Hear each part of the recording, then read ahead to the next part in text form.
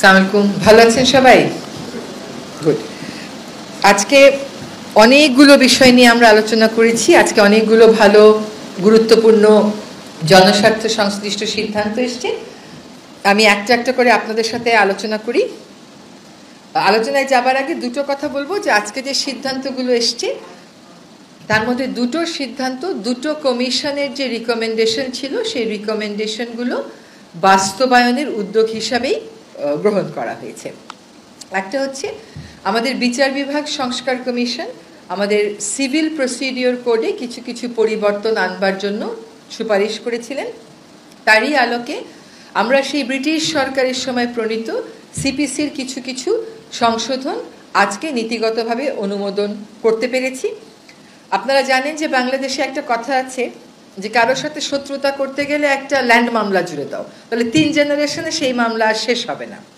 তো আজকে সেই 3 জেনারেশন যেন না লাগে, 1 জেনারেশনেই যেন মামলা শেষ করা যায়, সেজন্য সিপিসির কিছু সংশোধনী আনা হয়েছে যাতে করে যারা বিচার প্রার্থী তাদের সময় কম লাগে, তাদের টাকা কম লাগে। অনেক সময় আমরা যারা উকিল আছি তারা নানান অজুহাতে বিভিন্ন সময় নিয়ে মামলার প্রক্রিয়া বিলম্বিত করি, সেটা যেন না হয় সেরকম কতগুলো সিদ্ধান্ত এসছে। কয়েকটা উদাহরণ আমি আপনাদেরকে দিচ্ছি। যেমন আগে যেটা হতো যে একটা মামলার রায় হয়ে যাওয়ার পরেও আবার জারি মোকদ্দমা করতে হতো এই মামলার রায় বাস্তবায়নের জন্য। এখন বলা হচ্ছে যে যখন রায় দেওয়া হবে ওই রায়ের মধ্যেই এক্সিকিউশনের বিষয়টা ইনক্লুড করে দেয়া হবে। আবার ওই যে বিভিন্ন সময় নেওয়ার কথা বলা হতো যে উকিলরা দাঁড়িয়ে দাঁড়িয়ে সময় নেবে, এখানে বলে দেওয়া হয়েছে যে সর্বোচ্চ কয়বার সময় নেওয়া যাবে। আবার লিস্টে ফুল হিয়ারিংয়ের জন্য কয়টা মামলা সর্বোচ্চ নেওয়া যাবে, আর পার্শিয়াল হিয়ারিং হয়ে আছে পার্ট হার্ড ম্যাটার, এরকম কয়টা লিস্টে সর্বোচ্চ ইনক্লুড করা যাবে। বিচার প্রক্রিয়াটা আমাদের অনেকাংশেই এখনও সেকেলে রয়ে গেছে। বিচার কার্যক্রমকে আধুনিকায়ন করতে এটা বলা হচ্ছে যে আমরা সমন জারিটা এখন থেকে টেলিফোনের মাধ্যমে, SMS এর মাধ্যমেও বা অন্য মডার্ন যে ডিভাইসগুলো আছে, মডার্ন যে মেথডগুলো আছে তার মাধ্যমেও করতে পারবো। আর ফাঁসিয়ে দেওয়ার জন্য ভুয়া মামলা করা হয়, আগে সেটা শাস্তি ছিল 20,000, এখন সেটাকে বাড়িয়ে 50,000-এ করা হয়েছে। সিপিসির এই হচ্ছে বড় বড় যে সংশোধনীগুলো কথা বলা হয়েছে সেটা। আরেকটা কথা একটু আপনাদেরকে বলতে হবে, এটা আমি খুব খুশি মনে আপনাদেরকে জানাতে চাই যে আমাদের অভিন্ন নদীর পানি ভাগাভাগি নিয়ে, পানি ব্যবস্থাপনা নিয়ে আমরা সব সময় বলি যে আমরা আন্তর্জাতিক আইনগুলো কেন স্বাক্ষর করছি না। এই অভিন্ন জলরাশির পানি ব্যবস্থাপনা নিয়ে আন্তর্জাতিক ক্ষেত্রে দুটো আইন আছে জাতিসংঘের, একটা হচ্ছে 1997 কনভেনশন, আরেকটা হচ্ছে 1992 কনভেনশন। 1997 কনভেনশনটা 1914 সালে কার্যকর হয়, অর্থাৎ উজানের দেশগুলোর অনীহার কারণে মাত্র 36টা দেশের স্বাক্ষর লাগতো, সেই স্বাক্ষর পেতেই লেগে যায় 17 বছরেরও বেশি। আরেকটা যেটা আইন আছে যেটা খুবই কার্যকর, সেটা হচ্ছে ইউরোপিয়ান ইউনিয়নকে মূলত টার্গেট করে এই আইনটা। যদিও এটা ইউরোপিয়ান ইউনিয়নকে টার্গেট করে এই আইনটা 1992 সালে, এটা কিন্তু 2016 সালে সকল দেশের জন্যই উন্মুক্ত করে দেয়া হয়েছে এবং এ পর্যন্ত প্রায় 11টি দেশ ইউরোপিয়ান ইউনিয়নের বাইরে এটাকে স্বাক্ষর করেছে। তার মধ্যে বেশিরভাগ দেশই হচ্ছে আফ্রিকান। এইটা আজকে আমরা সিদ্ধান্ত নিয়েছি যে এই কনভেনশনটা আমরা অনুস্বাক্ষর করব। এর আগে যত প্রক্রিয়া ছিল সংশ্লিষ্ট জনদের সাথে আলাপ আলোচনা করা, আন্তঃমন্ত্রণালয়ে আলাপ আলোচনা করা, তারপরে ওই কনভেনশনের সেক্রেটারিয়েট থেকে লোক আসা, সবই আমাদের হয়ে গেছে। ফলে বাংলাদেশ এখন সিদ্ধান্ত নিয়েছে convention on the protection and use of transboundary water courses and international lakes 1992, এটাতে বাংলাদেশ অনুস্বাক্ষর করবে এবং বাংলাদেশকে দিয়েই আসলে এশিয়ার দেশগুলোর স্বাক্ষর প্রক্রিয়াটা শুরু হচ্ছে। আজকে এখানে ব্যাংকিং সেক্টরের বেশ কয়টা অধ্যাদেশ আমরা কতগুলো নীতিগতভাবে কতগুলো চূড়ান্ত অনুমোদন দিয়েছি। তার মধ্যে একটা হচ্ছে সরকারি হিসাব নিরীক্ষা অধ্যাদেশ, আরেকটা হচ্ছে ব্যাংক রেজলিউশন অধ্যাদেশ, আরেকটা হচ্ছে রাজস্ব নীতি ও রাজস্ব ব্যবস্থাপনা অধ্যাদেশ, আরেকটা হচ্ছে গ্রামীণ ব্যাংক সংশোধন অধ্যাদেশ। আপনাদেরকে একটা কথা জানিয়ে দিই যে এই অধ্যাদেশগুলো নিয়ে আলোচনার সময় আমাদের মধ্যে এই সিদ্ধান্ত গৃহীত হয়েছে যে ফিনান্সিয়াল ক্রাইম বা অর্থনৈতিক ক্রাইম যে গোষ্ঠীগুলো করেছেন তাদের বিচার প্রক্রিয়াটা শুরু করার জন্য একটা কমিটি গঠন করা হচ্ছে। তদন্ত এবং বিচার প্রক্রিয়া শুরু করার জন্য একটা কমিটি গঠন করা হচ্ছে। প্রাথমিক কাজগুলো হয়েছে, এখন ফিনান্সিয়াল ক্রাইমে যারা জড়িত ছিলেন তাদের ব্যাপারে আমরা তদন্তটা শুরু করার জন্য একটা আলাদা কমিটি গঠন করেছি। এবার একটা একটা করে বলি। সরকারি হিসাব নিরীক্ষা অধ্যাদেশ যেটা আছে, এটা আপনারা জানেন যে 1974 সালে একটা আইন ছিল। সে আইনের অতিরিক্ত হিসাবে, সম্পূরক হিসাবে এই অধ্যাদেশটা আজকে আমরা অনুমোদন দিয়েছি। এটার উদ্দেশ্যটা হচ্ছে যে আন্তর্জাতিক অডিটিংয়ের ক্ষেত্রে আন্তর্জাতিক কিছু স্ট্যান্ডার্ড আছে, সেই স্ট্যান্ডার্ড এবং প্র্যাকটিসগুলো যেন বাংলাদেশের কন্ট্রোলার এবং অডিটর জেনারেলরাও মেনে চলেন, সেটা নিশ্চিত করা, যাতে করে সরকারি অর্থের সঠিক ব্যয় আমরা নিশ্চিত করতে পারি, সেক্ষেত্রে স্বচ্ছতা আমরা নিশ্চিত করতে পারি। এবার একটু ব্যাংক রেজলিউশন অধ্যাদেশে আসি। আপনারা জানেন যে এখানে আমাদের একটা শিল্পগোষ্ঠী কর্তৃক কীভাবে কয়েকটা ব্যাংকের উপর একচ্ছত্র নিয়ন্ত্রণ প্রতিষ্ঠা করে কত টাকা এই দেশ থেকে সরিয়ে নেওয়া হয়েছে এবং তহবিল তছরুপ করা হয়েছে, ওই জিনিসটা ভবিষ্যতে যাতে আর না হতে পারে সেজন্য কর্পোরেট সেক্টরে, ব্যাংকিং সেক্টরে শৃঙ্খলা আনার জন্য, জবাবদিহিতা আনার জন্য, আমানতকারীদের স্বার্থ সংরক্ষণের জন্য এই ব্যাংক রেজলিউশন অধ্যাদেশ আজকে আমরা পাশ করেছি। আমরা আবারও বলতে চাই যে আমরা আমানতকারীদের স্বার্থ সুরক্ষাকে সর্বোচ্চ গুরুত্ব দিচ্ছি এবং ভবিষ্যতে যেন এই ধরনের ঘটনায় আমাদের সাধারণ আমানতকারীদের আর পড়তে না হয়, সেই জন্যই এই ক্ষেত্রে শৃঙ্খলা কেমন করে আনয়ন করা হবে, বাংলাদেশ ব্যাংককে কতটুকুন ক্ষমতা দেওয়া হবে, সে কোন পর্যায়ে গিয়ে ইন্টারভেন করবে, এগুলো স্পষ্ট ছিল না আইনে, এখন এগুলো স্পষ্ট করা হলো। এবং এই যে 3 নম্বর আইন যেটা বলবো সেটা হচ্ছে রাজস্ব নীতি ও রাজস্ব ব্যবস্থাপনা অধ্যাদেশ।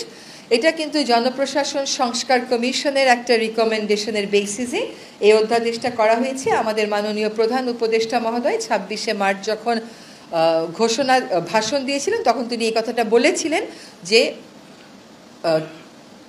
রেভিনিউয়ের ক্ষেত্রে পলিসি করা আর রেভিনিউয়ের ক্ষেত্রে বাস্তবায়ন করা দুটো আলাদা এন্টিটি হবে।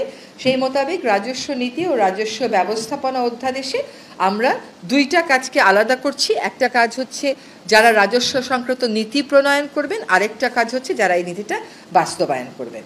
তারপরে যে চতুর্থ আইনটা সেটা হচ্ছে গ্রামীণ ব্যাংক সংশোধন অধ্যাদেশ। এখানে আগে যখন গ্রামীণ ব্যাংক কাজ করত একটা মূল্যবোধ নিয়ে কাজ করত।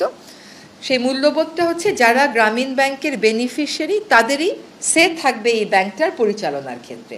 কিন্তু আপনারা জানেন যে বিগত সময়ে আমাদের এখন যিনি আমাদের মাননীয় প্রধান উপদেষ্টা, সেই নোবেল বিজয়ী অর্থনীতিবিদকে রাজনৈতিকভাবে টার্গেট করা হয়েছিল এবং গ্রামীণ ব্যাংকের মালিকানা, তার যে দর্শন ছিল যে এটা যারা ঋণটা নেবে সেই বেনিফিশিয়ারির হাতেই থাকবে, সেখান থেকে সরিয়ে সরকারের নিয়ন্ত্রণ অনেকাংশে নিয়ে আসা হয়। আজকে যে অধ্যাদেশটা সংশোধন করা হলো তার মাধ্যমে আগে গ্রামীণ ব্যাংক শুধুমাত্র ভূমিহীনদের জন্য কাজ করত, এখন বিত্তহীনদের একটা সংজ্ঞা সংযোজন করা হয়েছে। ইউনিয়ন পরিষদের পরিসর থেকে বের হয়ে সিটি কর্পোরেশন, পৌরসভাকে অন্তর্ভুক্ত করা হয়েছে এবং বোর্ডের ক্ষেত্রে বলা হয়েছে যে যারা এটার বেনিফিশিয়ারি তাদের মধ্য থেকে 9 জন নির্বাচিত হয়ে আসবেন, এই 9 জনের মধ্য থেকে আবার 3 জন মনোনীত হবেন এবং তাদের মধ্য থেকেই একজন চেয়ারম্যান নিযুক্ত হবেন। এখানে আরেকটা বিষয় এসছে, তা হচ্ছে পরিশোধিত মূলধন আগে ছিল সরকার 25% আর যারা বেনিফিশিয়ারি তারা 75%, এখন হয়ে গেছে 10% এবং 90%। মূলত এই ছিল আমাদের আজকে যে সিদ্ধান্তগুলো হয়েছে সেগুলো। আরেকটা কথা একটু বলা দরকার, সেটা হচ্ছে যে গ্রামীণ ব্যাংকের অধ্যাদেশে গ্রামীণ ব্যাংকের জনস্বার্থ সংস্থা ফিনান্সিয়াল রিপোর্টিং অ্যাক্ট যেটা আছে 2015, সেটা অনুযায়ী জনস্বার্থ সংস্থা হিসেবে বিবেচনা করার একটা বিধান আনা হয়েছে। এবার আপনাদের প্রশ্ন থাকলে প্রশ্ন করবেন। বলেন।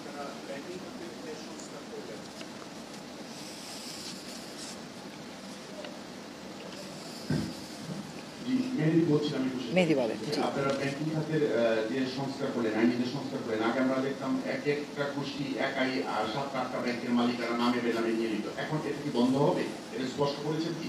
জি, এইটা যাতে বন্ধ হয় সেজন্যই বাংলাদেশ ব্যাংকের একটা কর্তৃত্ব দেয়া হয়েছে। এখন এর বিস্তারিতগুলো হবে যখন বিধিমালাগুলো হবে তখন। কোনো একক আধিপত্য, একচ্ছত্র আধিপত্য জানি সাধারণ আমানতকারীদের স্বার্থের জন্য বাধা স্বরূপ না হয়, সেজন্যই করা কাজে এই বিষয়টা অবশ্যই বিবেচনায় রাখা হয়েছে। তো আমার নাম শাওন আক্তার, আমি আছি টিভিএতে। ব্যাংক রেজুলেশন অধ্যাদেশ যেটা আমরা পাস করছি, এর মাধ্যমে কি বাংলাদেশ ব্যাংক স্বায়ত্তশাসিত প্রতিষ্ঠান হিসেবে মানে কাজ করতে পারবে? এটা একটা। আরেকটা হচ্ছে যে রাজস্ব নীতি ও রাজস্ব ব্যবস্থাপনা অধ্যাদেশ, এটা যেটা বলছে, তার মানে কি ইন্ডিয়ার আর থাকছে না, মানে দুটো প্রতিষ্ঠান হচ্ছে? দুটো বিভাগ হচ্ছে, আপাতত দুটো বিভাগ হচ্ছে, আপাতত নামকরণ চেঞ্জ হবে এমন কোনো কথা আসেনি। কর আদায়ের যে বিষয়টা, ওটা কর সংক্রান্ত নীতি প্রণয়ন করবে একটা বিভাগ, আর রাজস্ব প্রশাসন যেটা সেটা করবে আরেকটা বিভাগ। আর একটা হচ্ছে বাংলাদেশে ব্যাংকের স্বায়ত্তশাসন থাকবে কিনা, আমার ধারণা থাকবে। ব্যাংক রেজুলেশন অধ্যাদেশে মূলত বাংলাদেশ ব্যাংক যাতে কর্পোরেট ডিসিপ্লিন এবং অ্যাকাউন্টেবিলিটি এনশিওর করতে পারে, আর যাতে যখন প্রয়োজন হয় সাধারণ আমানতকারীদের স্বার্থ সংরক্ষণে সময় থাকতেই হস্তক্ষেপ করতে পারে, সেই ক্ষমতাগুলো তাদেরকে দেয়া হয়েছে। এবং ব্যাংকের কাঠামোগত সংস্কার, কর্পোরেট সুশাসন, এই সবগুলো কথাই এবং বিধানগুলো এখানে সংযোজিত হয়েছে।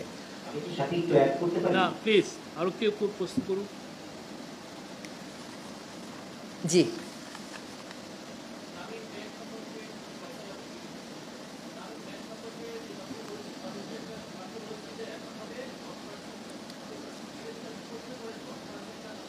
10% হচ্ছে সরকারের কাছ থেকে যাবে, আর 90% হচ্ছে যারা বেনিফিশিয়ারিজ তাদের থেকে যাবে, এবং তারা এটা ক্রমান্বয়ে এই 90%টাকে মেক আপ করতে পারবে।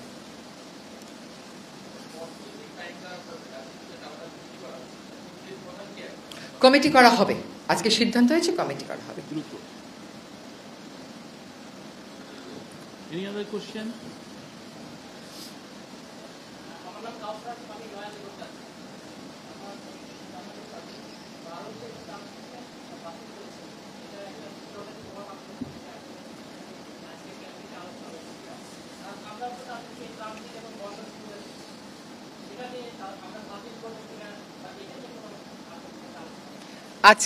আজকে এই সংক্রান্ত কোনো আলোচনা হয়নি, কিন্তু এর আগে সরকারের বাণিজ্য মন্ত্রণালয় থেকে, অর্থ মন্ত্রণালয় থেকে জানানো হয়েছে। আসসালামু আলাইকুম, আমি মেহরাব সুমন, এশিয়ান টেলিভিশন থেকে। জি মেহরাব, আমার প্রশ্নটা হচ্ছে আপনার যারা 1 কোটি টাকার সম্পত্তির এগেইনস্টে 10 কোটি অথবা 20 কোটি টাকা যে লোন নিচ্ছে, পরবর্তীতে তারা এটা দিতে পারছে না, ডিফল্টার হচ্ছে, কিন্তু সেক্ষেত্রে তো আমরা যারা এখানে ব্যাংকে টাকা রাখি তারাই তো ক্ষতিগ্রস্ত হচ্ছি। তা এই ক্ষেত্রে এই লোন নেওয়ার ব্যাপারে আপনাদের কোনো আইন আছে কিনা?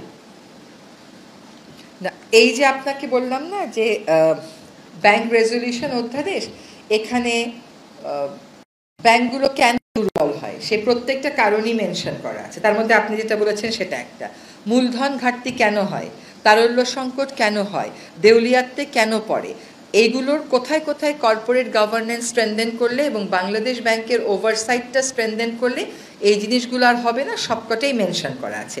এখন এর পদ্ধতি কি হবে, এটা পরবর্তীতে যখন প্রবিধান হবে বা বিধি হবে তখন আরো বিস্তারিতভাবে আসবে। আমার নাম মোস্তফা মজিদ, আমি চ্যানেলে আছি। সিবিএসসি সংশোধনের ব্যাপারে যেটা বলেছেন, এটা নিয়ে দীর্ঘদিন ধরেই মানুষের আগ্রহ আছে। তো যেটা বলেছে আমার জানার আগ্রহ কিংবা দর্শকদেরও আছে, যেটা কি হোয়াটসঅ্যাপ এবং ইমেইলেও কি সুবিধা আছে নাকি শুধু মেসেজ?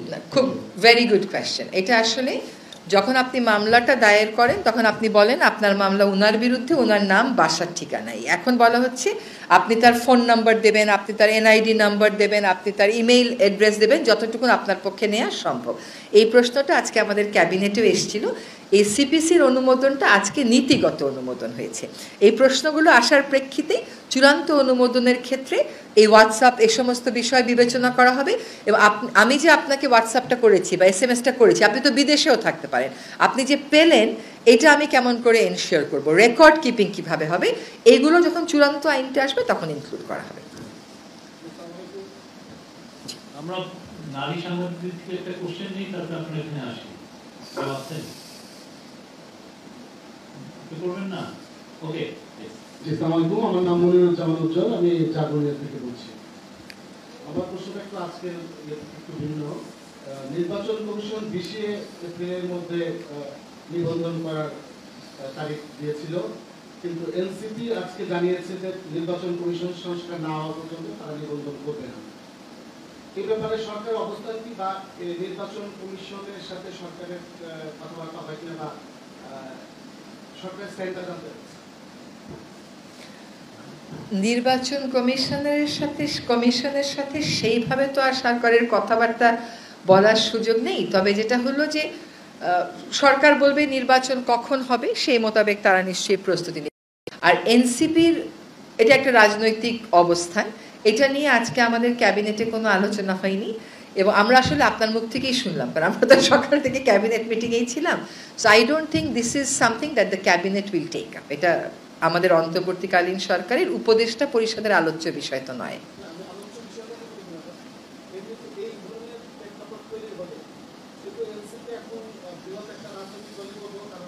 জি,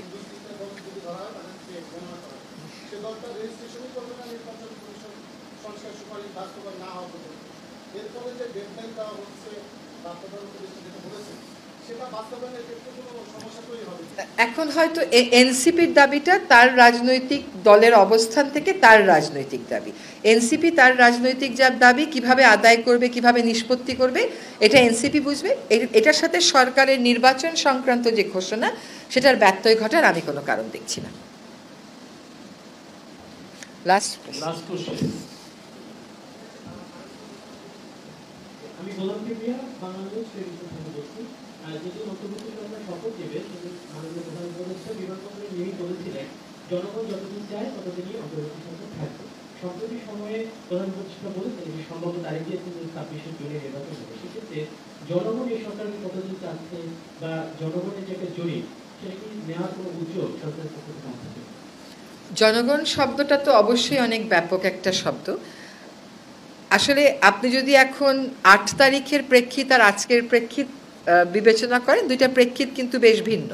8 তারিখে আমরা সকলে এক ধরনের মানসিক অবস্থায় ছিলাম, 8 তারিখ পরবর্তী সময়ে কাজ করতে করতে আমরা একটা অবস্থানে এসেছি।